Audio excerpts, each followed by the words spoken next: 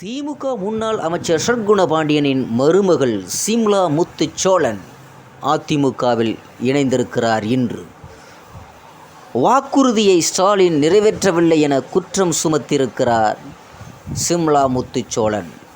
என்ன நடந்தது என்பது பற்றி நமது கடையர் டிவியில் பார்க்கலாம்.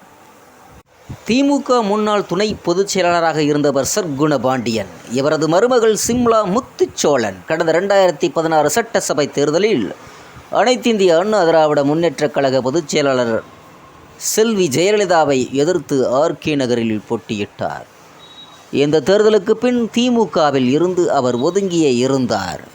விரைவில் அவர் அதிமுகவில் ஐக்கியமாகலாம் என்ற தகவல்கள் வெளிவந்து கொண்டே இருந்தது.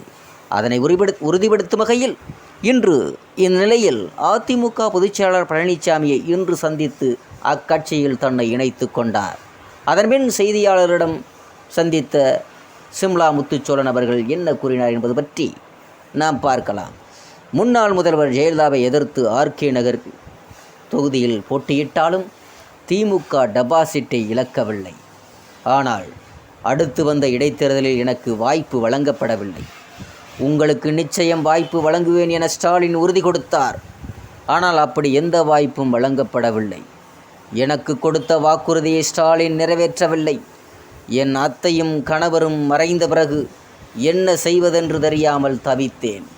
திமுகவில் எந்த அங்கீகாரமும் இல்லாததால் கடும் மன உளைச்சலில் இருந்தேன். திமுகவில் பணம் இருந்தால்தான் மரியாதை.